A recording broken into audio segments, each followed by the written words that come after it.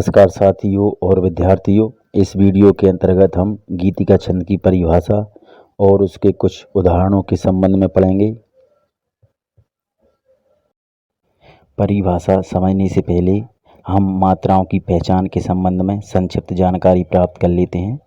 जैसा कि आपको पता है, मात्राएं दो प्रकार की होती हैं, लघु मात्रा और गुरु मात्रा। जो लघु मात्राएं होती हैं वह इन चार स्वरों से बनती हैं: छोटा आ, छोटी ई, छोटा ऊ और री ऋषि। इसके अलावा लघु मात्राएं कालमान और बलभार पर भी निर्भर करती हैं।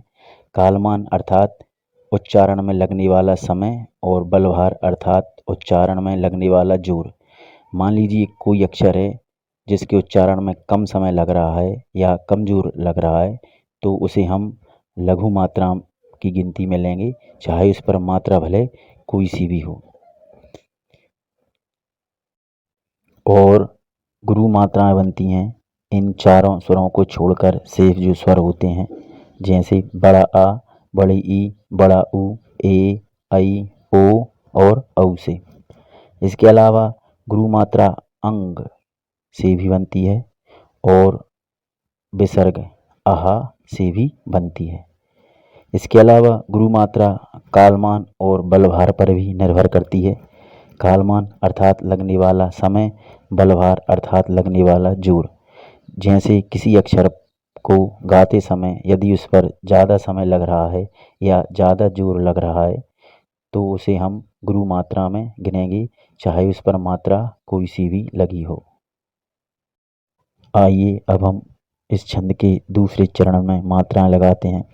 पहले चरण की मात्राएं आपको दिख ही रही होंगी। देखिए, शीघ्र, इसमें बड़ी ई की मात्रा है सी पर, इसलिए ये गुरु होगी। घृ, ये लघु मात्रा। सारे, इन दोनों में गुरु गुरु मात्राएं होंगी। सारे।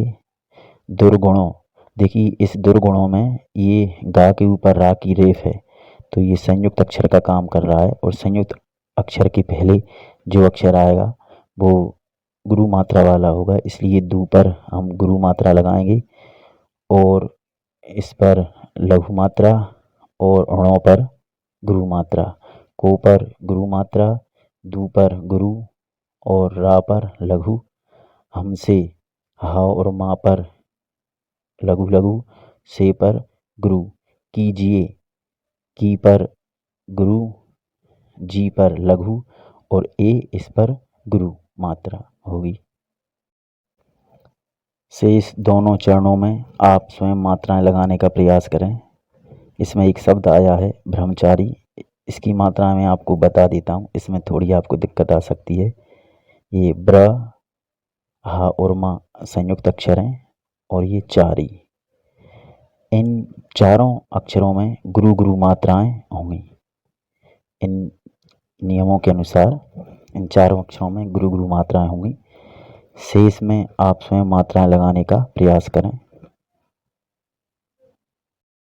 आइए अब हम परिभाषा को पढ़ते हैं।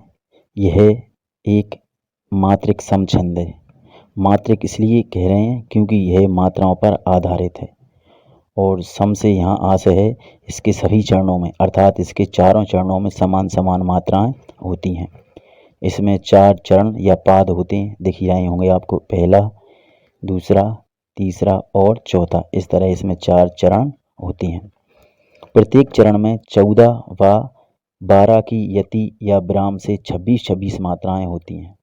विराम अर्थात इसको गाते समय जहाँ पर थोड़ा रुका जाता है, पॉज लिया जाता है, उसे हम विराम कहते हैं।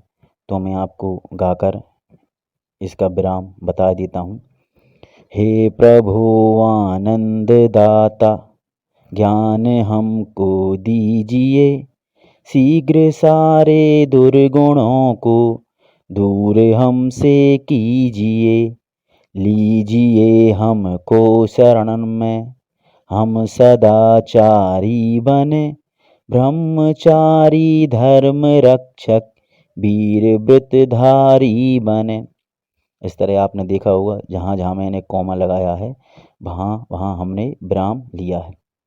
अब इनकी मात्राएं और गिन लेते हैं और देखते हैं कितनी मात्राओं के बाद विराम आता है। 1 2 3 4 5 6 7 8 9 10 11 12 13 14, ये 14 मात्रावाद। देखिए 1 2 3 4 5 6 7 8 9 10 11 12 और ये 12 मात्रावाद। पहला ब्राह्म 14 मात्रावाद और दूसरा ब्राह्म 12 मात्रावाद आया।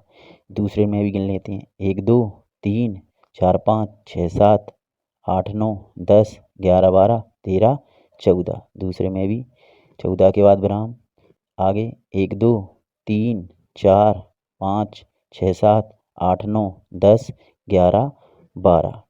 तो इस तरह हमने देखा कि इसमें 14 और 12 मात्रा के बाद विराम होता है।